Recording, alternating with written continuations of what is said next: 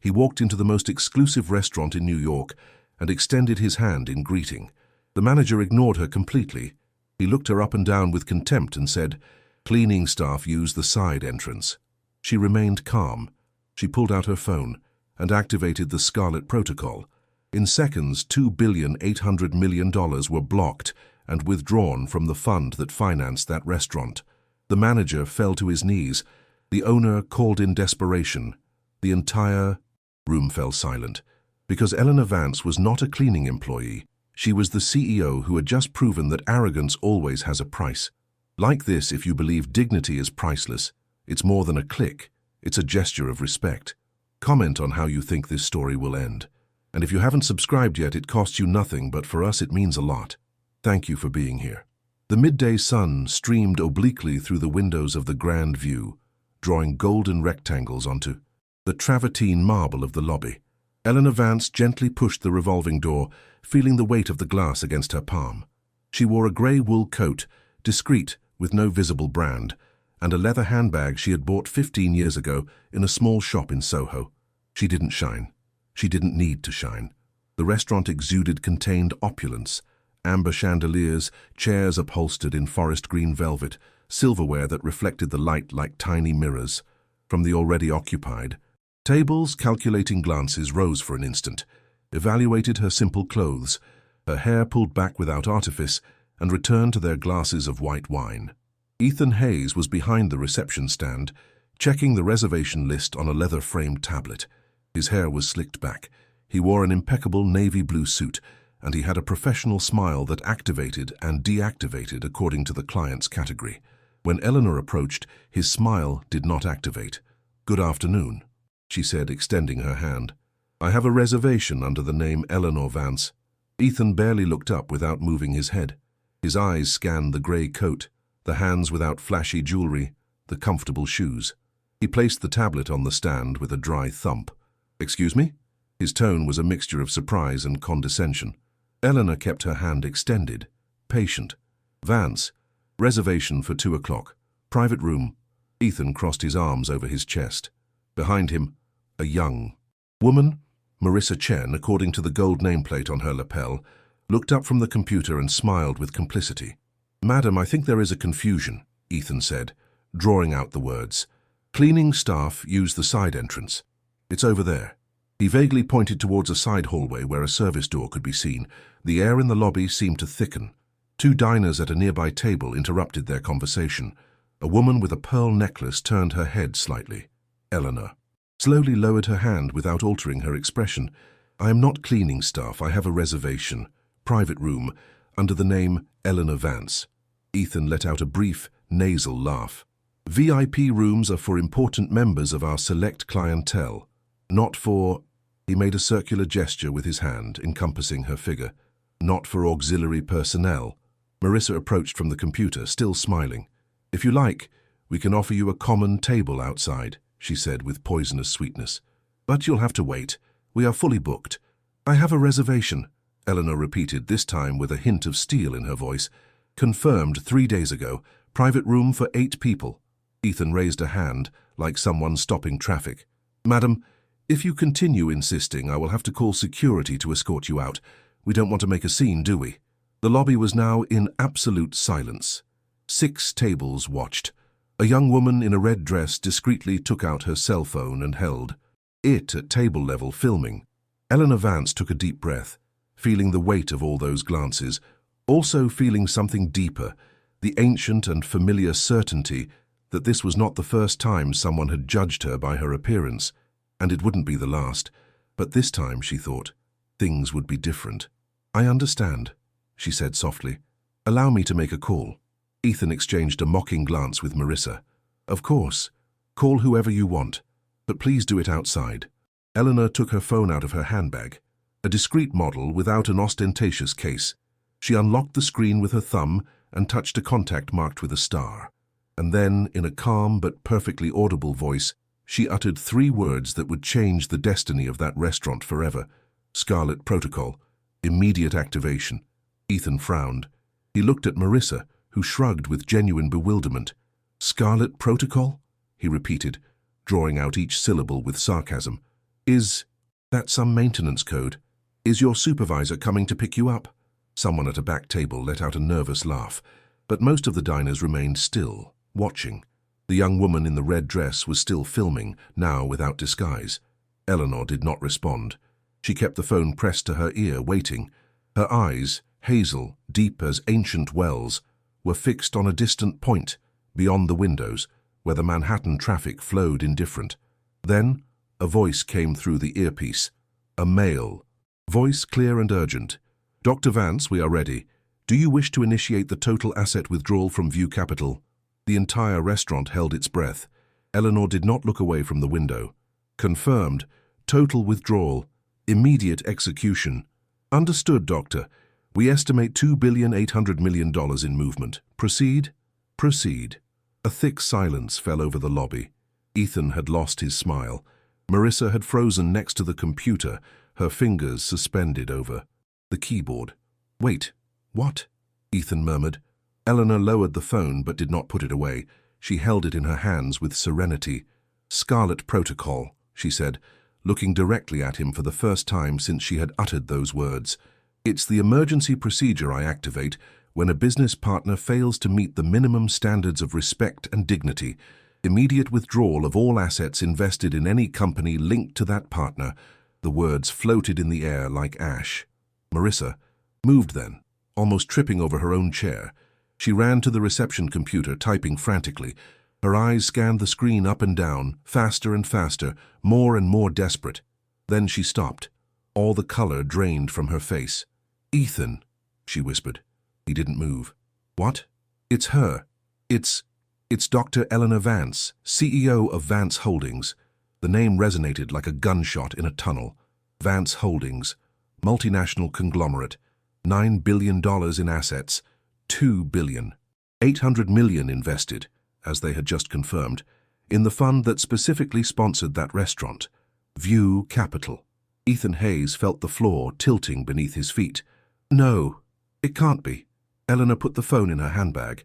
Every movement was slow, deliberate, charged with a calm that brutally contrasted with the panic that was beginning to spread through the lobby.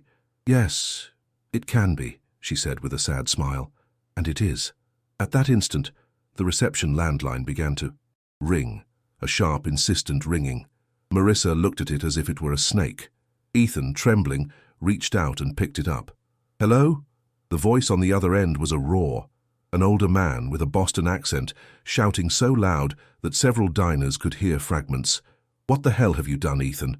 I just saw the recording. It's live on social media. Dr. Vance, $2,800,000,000. Fix this now or you're fired." The earpiece fell from Ethan's hands. It bounced against the marble with a metallic clatter and lay swinging, still emitting that furious voice distorted by the distance.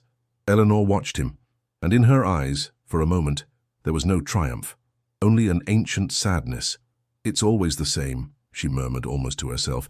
"They judge the coat, not the person." Ethan Hayes fell to his knees. It was not a calculated gesture, nor a desperate strategy. It was the pure collapse of a man who had just watched 16 years of his career disintegrate in a matter of seconds. His hands trembled as he leaned against the marble floor, and his breathing came in gasps, uneven. "Please." His voice was barely a hoarse whisper. "Please, Dr. Vance. I didn't know who you were." Eleanor looked down at him, not with contempt, but with something worse, distant compassion, like someone observing a wounded but unreachable animal. "That is precisely the point," she said, her voice so soft that it compelled listening. "It shouldn't matter who I am. It should matter that I am a human being, and you treated me as if I were not." Marissa had backed up to the wall, pressing her back against the damask wallpaper. Her face was rigid, her eyes wide, as if witnessing an accident in slow motion. The diners watched in absolute silence. There were no longer conversations, nor the clinking of cutlery. Not even the hum of the air conditioning seemed audible. There was only the sound of Ethan's labored breathing, and in the distance the muffled traffic of the city. The young woman in the red dress was still filming. Her hand trembled slightly, but she did not lower the phone. 16 years, Ethan murmured. "I've been at this restaurant for 16 years. I've worked every day. My family depends on me." Eleanor tilted her head slightly. 16 years, she repeated. "In 16 years, one has enough time to learn at least one thing: dignity, basic respect, the ability to look at another human being and recognize their worth regardless of their clothes or their appearance. Ethan looked up, his eyes bloodshot. "I'm sorry, I am so sorry. Please give me a chance. I can change, I can—" "Can you?" Eleanor interrupted, but without harshness. "Perhaps, but that is no longer something I can know, because trust, Mr. Hayes, is not requested. It is built, and you have just destroyed every possibility of building it." The front door opened then with a sharp slam. A middle-aged man rushed in, his hair disheveled by the wind and a leather folder under his arm. He wore an Oxford grey suit, a loosened tie, and his expression was a mixture of contained fury and professional panic. "Dr. Vance," he said, stopping 10 feet away, panting, "I am Arthur Miller, Regional Supervisor for View Capital. I just took the first flight from Chicago as soon as I was informed. I deeply, deeply regret what has happened here." Eleanor nodded slightly, saying nothing. Arthur turned to Ethan, who was still kneeling on the floor. "Mr. Hayes, you are suspended from your duties effective immediately. Hand over your credential. Now." Ethan opened his mouth, but no sound came out. With trembling hands, he took a laminated card with his photograph and the restaurant logo from the inner pocket of his jacket. He held it for a moment, like someone saying goodbye to an old friend, and then let it fall to the floor. Arthur picked it up without looking at him. "Marissa," he continued, turning to the assistant, "you too." "Credential," she sobbed, a sharp, childish sound, but she obeyed, handing over her card with fingers that could barely hold it. "Escort them out," Arthur ordered 2 security men who had just entered, "through the side exit." The irony was not lost on anyone. When Ethan and Marissa were led toward the hallway, he himself had pointed out minutes before, several diners looked down. Others continued to watch, with that morbid curiosity that the suffering of others arouses. The young woman in the red dress stopped filming.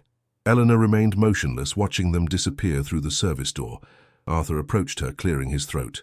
"Dr. Vance, I perfectly understand your decision, but I beg you to consider a conversation. We can—" "5 conditions," Eleanor interrupted him without raising her voice. Arthur blinked. "Excuse me? If you want me to consider someday the possibility of resuming any type of commercial relationship with this establishment or with View Capital, there are 5 non-negotiable conditions." Arthur took a pen from his inner pocket and opened his leather folder on the reception stand, ready to take notes. "I'm listening." Eleanor raised a finger. "First, mandatory implementation of a training program in respectful treatment and dignity, for all staff, no exceptions, with quarterly evaluations." Arthur quickly wrote it down.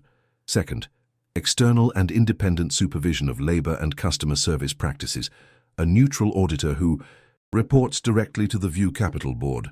Arthur nodded, writing.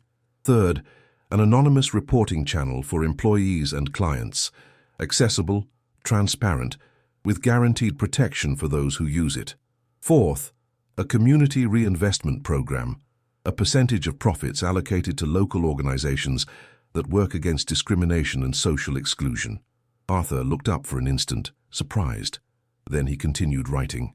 "And fifth," Eleanor continued, taking a step toward the stand, "public accountability reports. Every 6 months, a detailed document on progress, incidents, and corrective measures, published on your website. No filters." Arthur stopped writing. He looked at her directly. "These are very demanding conditions, Doctor." "They are minimal conditions," she corrected, "and they are non-negotiable. Either you comply, or my $2,800,000,000 remain where they are now, far from you." Arthur closed the folder. "I will transmit it to the board. Personally, I think they are fair. More than fair." Eleanor picked up her handbag from the floor. She slung it over her shoulder with a simple, everyday gesture. "I think so too," she said. Then she surveyed the entire restaurant, the paralyzed tables, the faces that diverted their eyes, the immense window that faced Fifth Avenue, where life continued to flow, oblivious to that little human drama. "Arrogance always has a price," Eleanor said, not to Arthur, but to the silence of the room. "Today for you it was $2,800,000,000. And without waiting for an answer, without looking back, she walked toward the revolving door. Her steps echoed against the marble, soft, firm, implacable. When the door closed behind her, the restaurant remained silent for exactly 12 seconds. Then, as if someone had broken a spell, the conversations suddenly erupted. Arthur Miller remained motionless in front of the reception stand, the leather folder pressed against his chest. Around him the murmur of conversations grew like a tide. Superimposed voices, stifled exclamations, the clinking of glasses returning to the tables with trembling hands. "Did you see that? 2,800,000,000. They treated her like a homeless person. It's on Twitter. It already has 50,000 views." Arthur closed his eyes for an instant. Then he opened them and looked toward the revolving door, where Eleanor Vance had just disappeared. The sun was now shining, brighter, casting long shadows on the floor. He turned to the remaining staff, waiters paralyzed next to the tables, a sommelier with a bottle of Bourgogne in his hand, 2 kitchen assistants peering from the swinging kitchen door. They all looked at him with wide eyes, waiting for instructions, waiting for someone to tell them what the hell had just happened. "General meeting," Arthur announced, his voice hoarse. "Now, in the private room." No one moved. "Now," he repeated, this time with a shout that made the glasses tremble. The staff dispersed in all directions like startled birds. In the private room, the same one Eleanor had reserved and never occupied, Arthur faced 23 employees. They were standing, forming an irregular semicircle. No one dared to sit on the burgundy velvet-upholstered chairs. "Did anyone know who she was?" Arthur asked, sweeping the group with his gaze. Silence. Did no one check the reservation list? Did no one see the last name Vance and wonder if it might be important? A young waiter, barely 20 years old with acne on his cheeks, timidly raised his hand. I saw the name, but Ethan said it was probably a system error, that people sometimes use fake names to get a table." Arthur glared at him. "And it didn't occur to you to verify?" The boy lowered his hand, trembling. "Ethan said he would take care of it." "Ethan," Arthur spat, "no longer works here, and if I continue to find this level of negligence, there will be more. Dismissals before the end of the day." An older woman with a white apron and a face weathered by years of work stepped forward. It was Doris, the head of cleaning. "Mr. Miller," she said, her voice firm, "Ethan was always like this." Arthur frowned. "What do you mean, always?" "Contemptuous, especially with those who didn't seem important. Once he kicked out an elderly couple because the man was wearing sandals. He said they lowered the level of the place. Another time he insulted a young woman with visible tattoos. He called her common in front of everyone. The room was filled with an uncomfortable silence. "Why didn't anyone report this?" Arthur asked, almost in a whisper. Doris looked at him with a mixture of weariness and defiance. Because Ethan had contacts, because he brought in important clients, because the owner protected him, and because those of us who tried to say something were ignored. Arthur felt a pressure in his chest. He loosened his tie. "This ends today," he said. "From now on, any act of discrimination, any abuse, any undignified treatment will be grounds for immediate dismissal. No exceptions. I don't care who you are or how many clients you bring in. Understood?" 23 heads nodded in unison. "And one more thing," Arthur added, taking out his phone. "I'm going to implement the 5 conditions that Dr. Vance demanded. I will start looking for external auditors, creating the reporting channel, and designing the training program today. And you, all of you, are going to participate. Because if we don't learn from this, if we let it happen again, there will be no restaurant to save." Doris nodded slowly. "Good," she murmured. Arthur looked at her. "Anything else you want to say?" She hesitated for an instant. Then she spoke. "That woman, Dr. Vance, she didn't yell. She didn't insult. She didn't threaten. She just activated a protocol, as if she had been through this before, as if she knew exactly what to do." Arthur put the phone in his pocket. "She probably has been through this before, more times than we would like to admit." "That's sad," Doris said. "Yes," Arthur agreed. "It's very sad." Outside the restaurant, on the sidewalk bathed in the late afternoon sun, Eleanor Vance walked slowly. She was not in a hurry. She had cancelled the lunch with the director of the European Fund. She had sent them a message briefly explaining what happened, and they, surprisingly, had responded with empathy and understanding. Now she just wanted to walk, to feel the crisp November air against her face, to hear the noise of the city, buses, horns, fragmented conversations of passers-by. She stopped in front of a small bookstore window. In the glass, her reflection watched her. A woman of 62 with wrinkles around her eyes that told stories, with grey hair pulled back in a simple bun, with a grey coat that had seen better days. She didn't look like a CEO. She didn't look like someone who moved billions. But that, she thought, was precisely the problem. Why should someone who moved billions look like something specific? She sighed. She put her hands in her coat pockets and kept walking. Behind her, unbeknownst to her, 3 different people were simultaneously uploading the video of the humiliation at the Grand View to social media. In less than 2 hours, it would be a national trend, and by nightfall, the whole world would know her story. At 7 in the evening, the video had 3 million views. Eleanor discovered it by chance, sitting on the sofa in her apartment in the Upper East Side neighborhood. She had brewed chamomile tea, taken off her shoes, and was distractedly checking her phone when a notification appeared from her executive assistant, Marcus Dunn. "Doctor, you need to see this, urgent." A link was attached. Eleanor tapped it with her index finger. The screen was filled with light. And there she was, entering the restaurant. The camera trembled slightly. The young woman in the red dress, she supposed, but the image was clear. The audio devastatingly crisp. Cleaning staff used the side entrance. Ethan's voice sounded amplified, smug, charged with that casual contempt that is only born of habit. Eleanor saw herself remaining calm, extending the hand that no one shook, uttering the 3 words that would change everything. Scarlet Protocol, immediate activation. The video cut just as Ethan fell to his knees.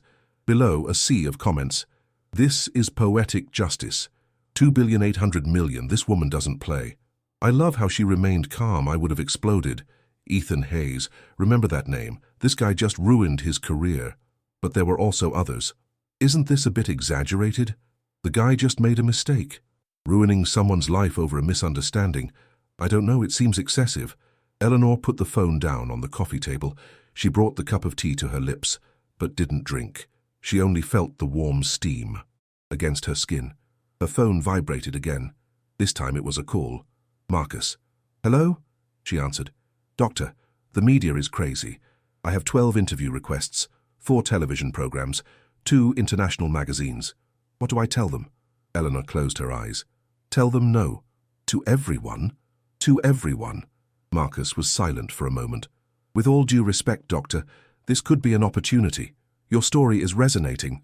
There are people who identify with it, people who have been through the same thing and never had a voice. You could—" "Marcus," she interrupted him softly, "I didn't do this to be a viral hero.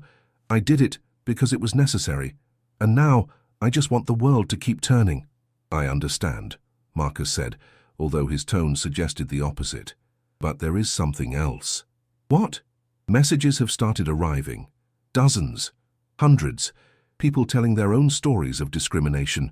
Some are— Doctor, they are heartbreaking." Eleanor opened her eyes.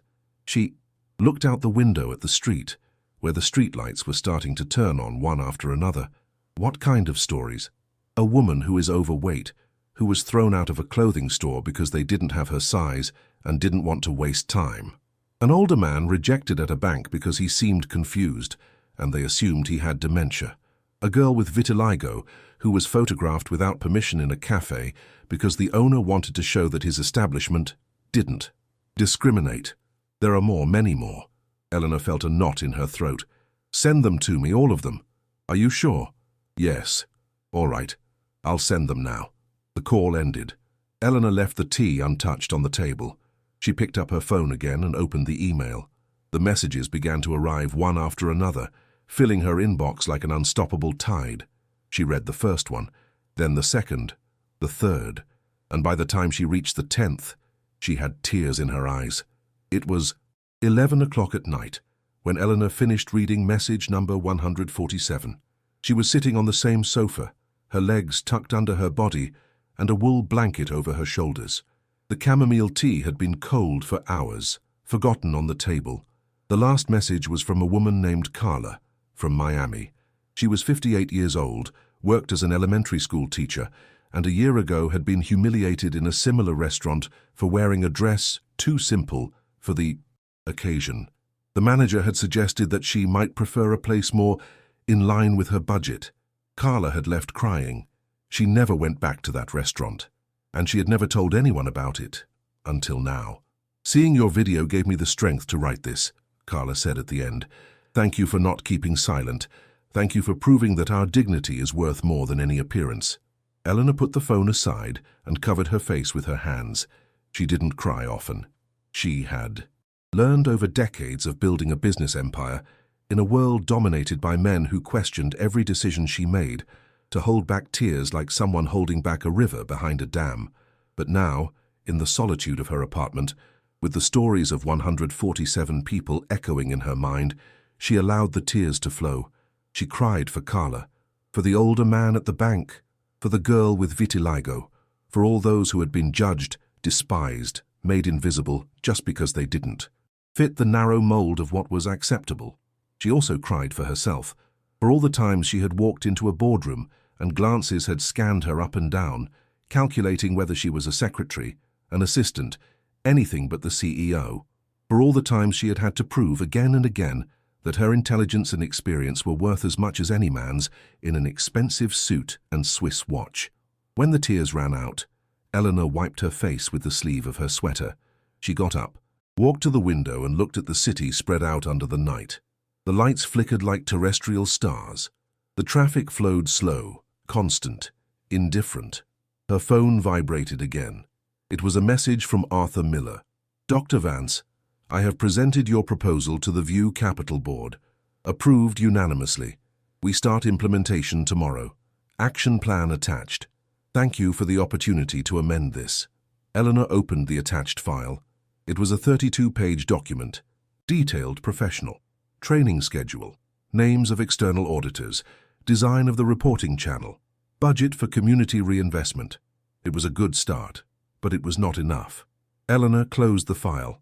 She opened a new note on her phone and began to write, personal action points, create a legal support fund for victims of discrimination, establish a network of anonymous testimonies to make these stories visible, contact human rights organizations for collaboration, donate part of annual profits to educational programs on dignity and respect, use public platform, if necessary, to amplify silenced voices. She saved the note. She took a deep breath, and then, for the first time all day, she smiled. Not with joy, but with determination. This would not end with Ethan Hayes, nor with the Grand View. This was just the beginning. The following days were a whirlwind. The video reached 10 million views, then 20, then 50.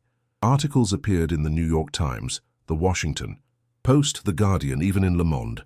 The CEO who humiliated the arrogant, one titled. Scarlet Protocol. When power responds to arrogance, said another. Eleanor did not grant a single interview, but that did not stop the conversation.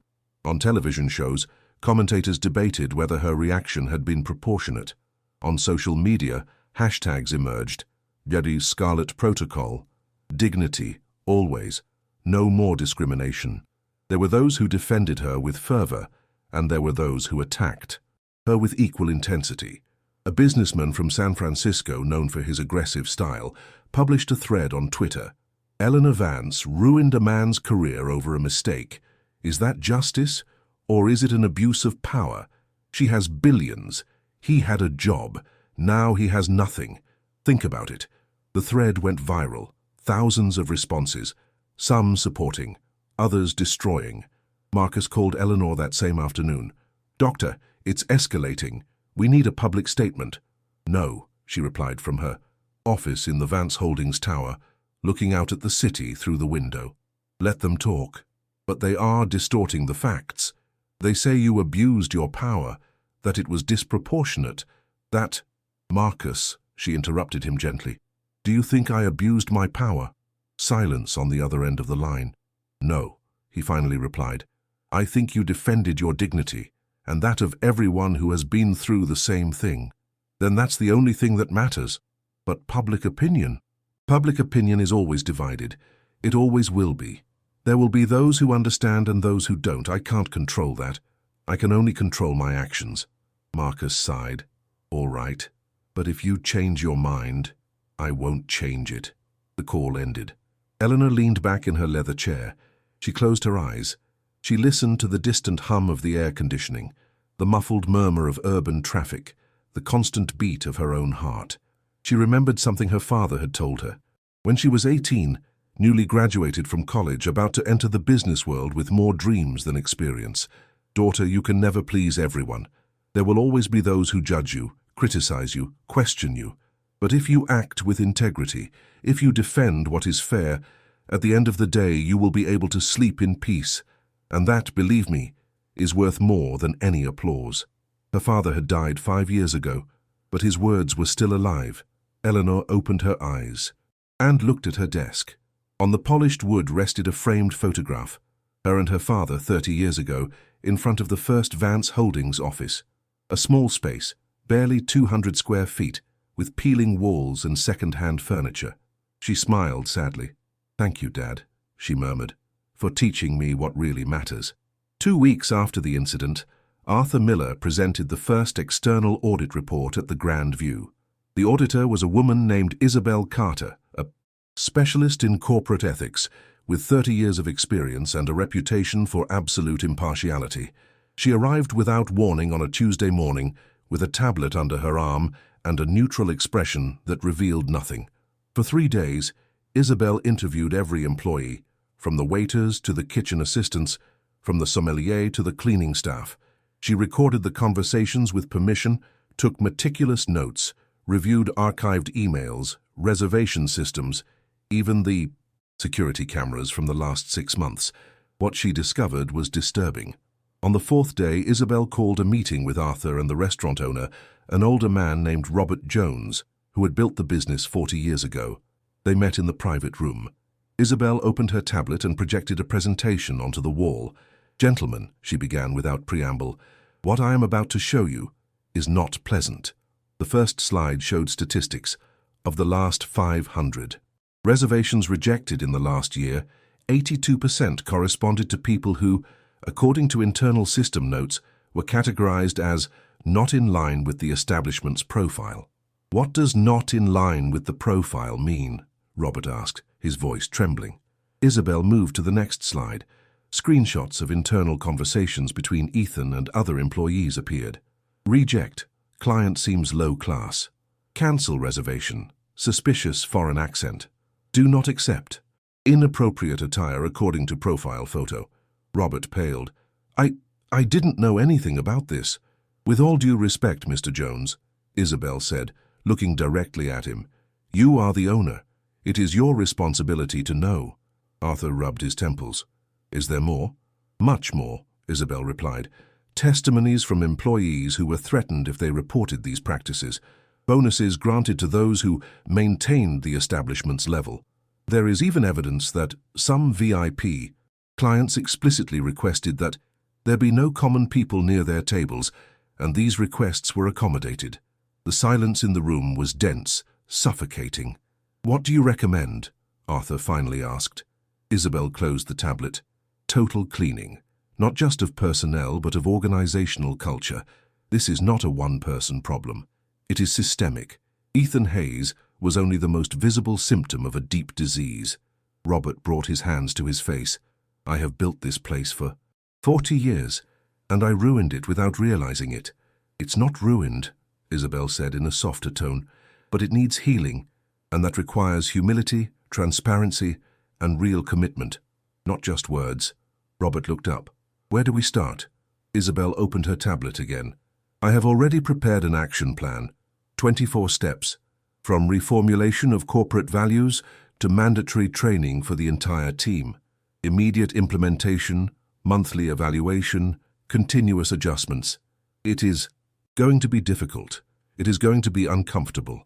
But if you do it well, you can turn this crisis into an opportunity for real transformation." Arthur nodded. "Count on us." Robert, with tears in his eyes, extended his hand toward Isabel. "Thank you. Thank you for not sugarcoating the truth."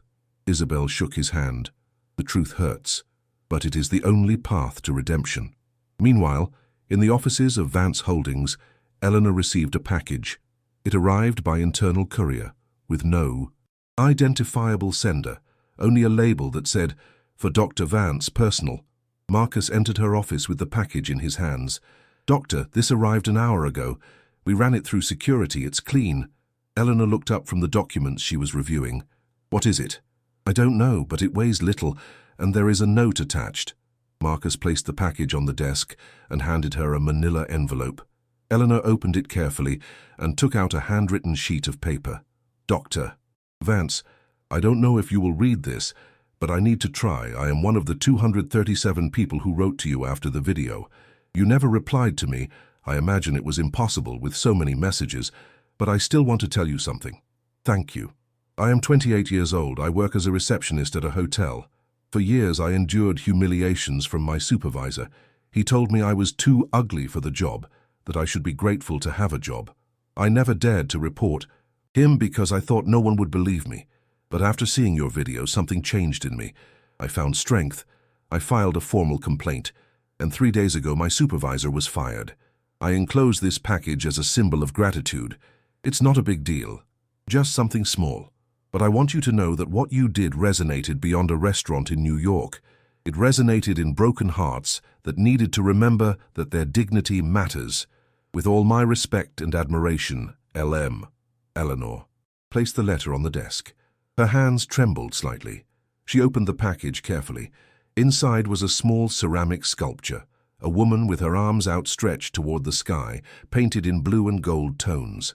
It was simple, handcrafted, beautiful in its imperfection.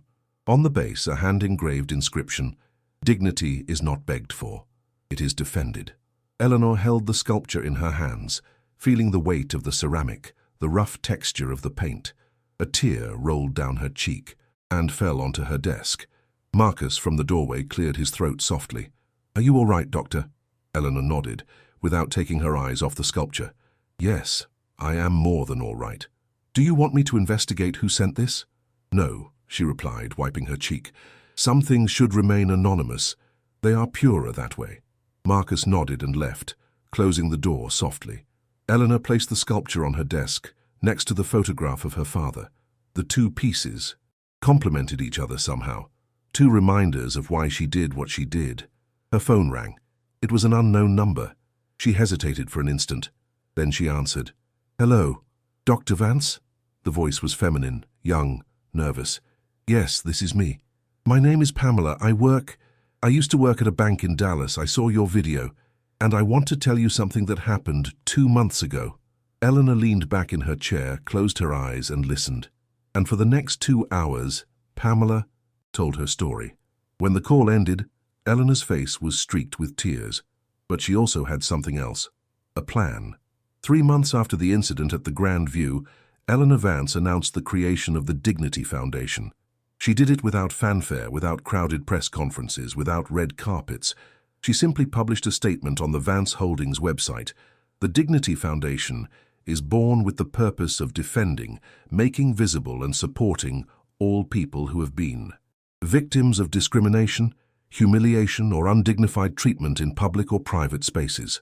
Our pillars: free legal advice for victims of discrimination, network of anonymous testimonies to make silenced stories visible, educational programs in companies, schools, and organizations, economic support fund for those who lost jobs for reporting abuses, collaboration with human rights organizations nationally and internationally. This foundation is fully funded with 10% of Vance Holdings' annual profits. We do not accept external donations to avoid conflicts of interest. I am not seeking recognition. I am only seeking that no one ever again feels what I felt that day in the restaurant, and that those who feel it know that they are not alone. Sincerely, Dr. Eleanor Vance. The statement went viral in a matter of hours, but this time the reaction was almost unanimously positive. Even many of the initial critics recognized the greatness of the gesture. A journalist from The Wall Street Journal wrote an editorial titled, "When Power is Used to Heal." Eleanor Vance could have settled for the satisfaction of having put an arrogant manager in his place. She could have continued with her life as a billionaire, oblivious to the suffering of those who do not have her power. But she chose something different. She chose to turn her pain into purpose. And that, ladies and gentlemen, is real leadership. Marcus entered Eleanor's office with a stack of folders. "Doctor, we have 400 legal advice requests in the first week." 400. Eleanor looked up from her computer. "Do we have enough lawyers?" "We are hiring more, but even so, double the budget." Marcus blinked. "Double it." "Yes. If there are 400 people who need help, we will help them. All of them. That's millions of extra dollars, Eleanor smiled. Marcus, what is money for if not for this? He didn't answer. He just nodded and left, the folders under his arm and a smile on his face. Eleanor returned to her computer. She had an email from Isabel Carter, the auditor from the Grand View. Dr. Vance, I would like to meet with you. I have a proposal related to your foundation. I believe we can expand the ethical auditing model to more companies, at no cost to them in the initial phase, only as a way to create awareness. Would you be interested in exploring this? Regards, Isabel Carter. Eleanor replied immediately. Isabel, I am very interested. Lunch tomorrow? I will. Choose a discreet restaurant. No Scarlet protocols involved, Eleanor. She pressed send and leaned back in her chair. For the first time in months, she felt something akin to peace. 6 months after the creation of the Dignity Foundation, Eleanor was nominated for the National Human Rights Award. The news arrived by certified mail, an elegant envelope with the seal of the Department of Justice. Marcus handed it to her with an expression between surprised and emotional. Doctor, you won't believe it. Eleanor opened the envelope. She read the letter once, then twice. Finally, she put it on the desk and looked at Marcus. I will decline the nomination. Marcus took a step back. What? Why? Because I didn't do this for recognition. I did it because it was the right thing to do. I know, Doctor, we all know that, but this award is not for you. It's for all the people you inspired. It's a symbol. Eleanor got up and walked toward the window. The city stretched out under the spring. Sun, vibrant and chaotic. Symbols are dangerous, she murmured. They elevate people to pedestals, and pedestals are lonely. With all due respect, Marcus insisted, you are already on a pedestal. You have billions, power, influence. The difference is that you chose to use all of that for something good. Accepting this award doesn't make you a hero. It just makes you an example. Eleanor was silent for a long time. What if I'm wrong? What if all this ends up being just vanity disguised? Marcus approached and stood next to her in front of the window. Doctor, in these 6 months, the Foundation has helped 800 people, 800 families who recovered their dignity, their employment, their hope. Does that seem like vanity to you? Eleanor closed her eyes. No. Then accept the award. Not for you. For them. When Eleanor opened her eyes again, she had made a decision. All right, but with one condition. Which one? That all the people we helped these months be invited to the ceremony. Not as spectators, as protagonists, because they are the true heroes. Not me. Marcus smiled. Done. The National Human Rights Award ceremony was held at the Metropolitan Opera House in New York, a majestic building with neoclassical columns and crystal chandeliers that shone like constellations. Eleanor arrived early, as was her custom. She wore an elegant but discreet navy blue dress and the same leather handbag she had carried that day to the restaurant. It was not superstition. It was a reminder. Marcus waited for her at the entrance, a list in his hand. Doctor, 743 of the 800 people we invited arrived. The seats are full. We had to set up additional chairs in the boxes. Eleanor nodded. And the organizers? Are they satisfied? At first they protested. They said it was unprotocolar. But when I explained the reason, they quickly shut up. Good. They entered the theater. The lobby was bustling with conversations. Journalists with cameras, government officials, representatives of international organizations, but there were also them, men and women of all ages, in varied clothes, with faces that told stories of pain and overcoming. An elderly woman approached Eleanor. Her white hair was pulled back in a bun and she carried a carved wooden cane. Dr. Vance? Yes. I am Mary. You don't know me, but your foundation helped me 4 months ago. I was fired from my job for reporting harassment. Your lawyers got me reinstated. I wanted to thank you in person. Eleanor took Mary's hands in hers. You don't have to thank me for anything. You were brave. That is enough. Mary smiled with moist eyes. I didn't feel brave. I felt scared. But you showed me that bravery is not the absence of fear. It is acting despite the fear. Eleanor hugged Mary, a long, sincere hug that needed no words. When they separated, there were more people waiting to approach, one after another, with similar stories, with overflowing gratitude. Eleanor listened to each one, shook each hand, remembered each name. The ceremony began at 7 in the evening. The theatre was packed. On the stage, a presidential table with the Secretary of Justice, representatives of human rights organizations, and the president of the award committee. There were speeches, some long, rhetorical, full of clichés, others brief and emotional. Finally, the moment arrived to present the award. The Secretary of Justice stood up and walked toward the microphone. It is an honor to present this year's National Human Rights Award. This recognition is given to individuals or institutions that have demonstrated an exceptional commitment to the defense of human dignity. And this year, the choice was unanimous. He paused. Dr. Eleanor Vance not only defended her own dignity when she was publicly humiliated, she turned that moment of pain into an opportunity for social transformation. She created a foundation that, in just 6 months, has changed the lives of 800 people. She has driven reforms in dozens of companies. She has made visible stories that remained in the shadows, and all this without seeking the spotlight, without seeking applause, only seeking justice. The theatre erupted in applause. Eleanor, sitting in the front row, kept her hands on her lap, motionless. "Dr. Vance, please come up to the stage." Eleanor slowly stood up. She walked down the central aisle while the applause continued, deafening. But she was not looking at the stage. She was looking at the faces of the 743 people she had invited. Mary, Pamela, L.M., and so many others whose names she now knew. She climbed the steps of the stage. The secretary handed her a glass plaque with her name engraved. Eleanor held it with both hands. "Thank you," she said simply. "But this award is not mine." A murmur ran through the theatre. "This award belongs to Mary, who reported harassment at the risk of losing her job. To Pamela, who found the strength to speak after years of silence. To L.M., who sent me a sculpture that is now on my desk as a constant reminder. To the 800 people who trusted the foundation, and to the millions of people who, at some point in their lives, have been judged, despised, or humiliated just for not fitting into absurd molds." Her voice trembled slightly, but she remained firm. Dignity is not a privilege, it is a right. And as long as there is one person in this country who feels that their dignity does not matter, my work will not be finished. Our work will not be finished. The applause erupted again, this time louder, longer.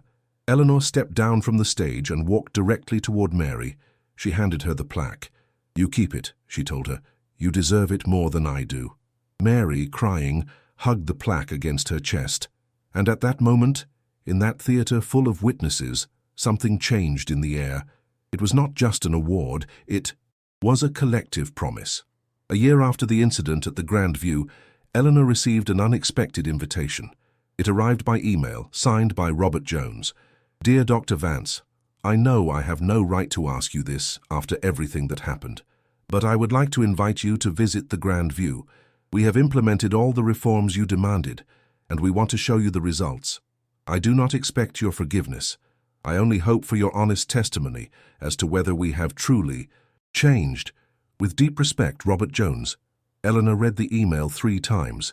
Then she called Marcus. "What do you think?" Marcus shrugged. "It could be a publicity stunt, or it could be genuine. There is only one way to know." Eleanor nodded. "Accept the invitation. But under my conditions. No press, no cameras, no spectacle. I just want to see if they have really changed." The visit was scheduled for a Tuesday afternoon, outside of peak hours. Eleanor arrived alone, without Marcus, without an escort. She pushed the revolving door with the same gentleness as a year ago. The lobby was almost empty. There were only 2 diners at a table next to the window, and at the reception, a young woman with short hair and a kind smile. "Good afternoon," the young woman said. "Do you have a reservation?" Eleanor smiled. "Yes, Eleanor Vance." The young woman checked the tablet and nodded. "Of course, Doctor. It is an honor to receive you. Please come through. Mr. Jones is waiting for you in the main dining room." There was no contempt. There was no judgment, only genuine courtesy. Eleanor walked down the hallway she knew by heart. But something was different. On the walls, where abstract paintings once hung, there were now photographs, faces, people of all ages, ethnicities, appearances. Below each photograph a phrase: "Dignity has no uniform. Respect has no dress code. Everyone deserves to be treated as a human being." Eleanor stopped in front of one of the photographs. It was an older man with a grey beard and tired eyes. The phrase read, "I was rejected 3 times, today I'm welcome." "They are real testimonies," a voice said behind her. Eleanor turned around. Robert Jones was there, with a cane in his hand, and a face furrowed with deeper wrinkles than she remembered. "Dr. Vance, thank you for coming." "Mr. Jones, please, call me Robert. I lost the right to formalities." They walked through the restaurant together. Robert showed her the changes.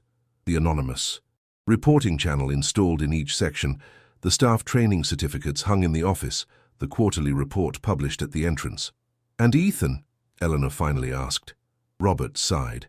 "Ethan is working on a rehabilitation program. Not labor, but personal therapy, empathy training, community service. I don't know if he will truly change, but at least he is trying." "And you gave him that opportunity?" "Not me. Isabel Carter suggested that true justice is not just punishing, but attempting to transform. We don't pay him a cent, but we offered him the possibility of redemption, if he wants it." Eleanor nodded slowly. "It's more than many would have done." Robert looked at her with moist eyes. "Doctor, I want to apologize, not just for what happened to you, but for allowing that culture to exist in my restaurant for years. I was complicit through negligence, and that is almost as serious as being actively complicit." Eleanor extended her hand. "I accept your apology, but do not forget it, because forgiveness without memory is useless." Robert shook her hand firmly. "I will not forget it, I promise you." Before leaving, Eleanor asked, "The 2,800,000,000?" Robert smiled sadly. "They are still where you left them. I don't expect them to return. I only hope to prove that they deserve to return someday." Eleanor did not respond. She simply nodded and left the restaurant. Outside, the afternoon sun gilded the streets of New York. Eleanor took a deep breath, feeling the cool air in her lungs, the light weight of hope in her chest. Perhaps, she thought, perhaps change was possible. 2 years after the incident, Eleanor Vance turned 64. There was no big celebration, just an intimate dinner in her apartment with Marcus, Isabel Carter, Mary, and some close collaborators from the foundation. They ate homemade lasagna, drank red wine, and shared stories. At the end of the night, when everyone had left except Marcus, Eleanor sat on the sofa with a cup of chamomile tea. Marcus sat across from her. "Doctor, I have something to show you." He took out his tablet and opened a video. It was a short documentary, produced by an international network. It was titled, "Scarlet Protocol: How a Humiliation Became a Movement."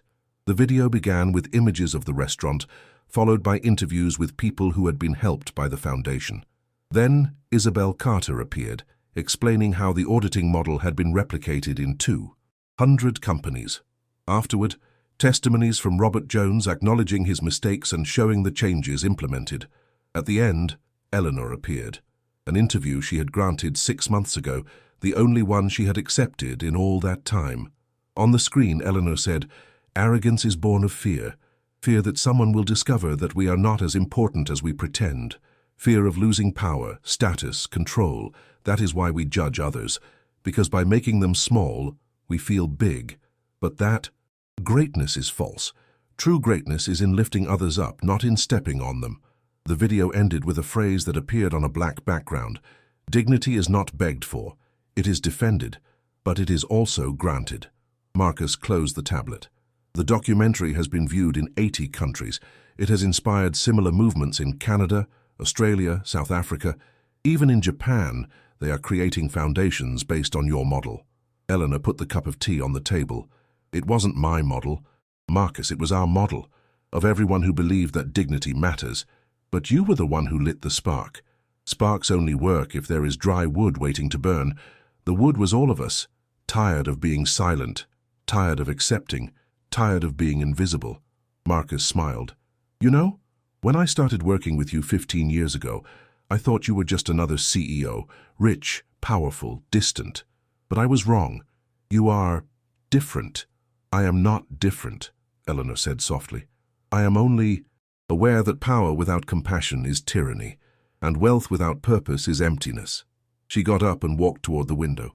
The city slept under the stars, with its flickering lights like unfulfilled promises and dreams yet to come. "You know what the saddest thing about all this is, Marcus?" "What?"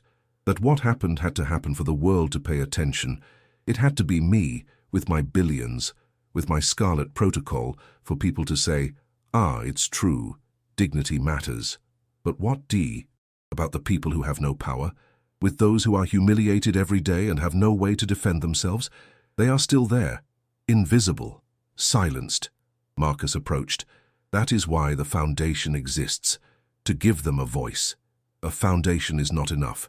We need every person in every corner of the world to understand that the dignity of others is as important as their own, that a just society cannot be built on contempt. That respect is not courtesy, it is a moral obligation. Marcus nodded. Then we will keep working. You, me, the Foundation, everyone who believes in this, until it changes. Truly. Eleanor smiled, a tired but hopeful smile. Yes, we will keep going. Outside, the city continued to breathe, and somewhere in a restaurant, a store, an office, someone was being judged by their appearance.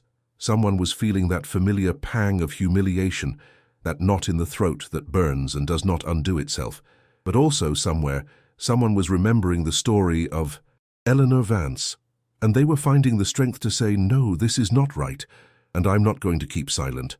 Because stories matter, sparks matter, and dignity, that small, immense word, always finds a way to shine, even in the deepest darkness. Eleanor moved away from the window and returned to the sofa. She picked up her cup of tea, now lukewarm, and took a sip. "You know, Marcus, my father told me something when I was 18. What did he tell you?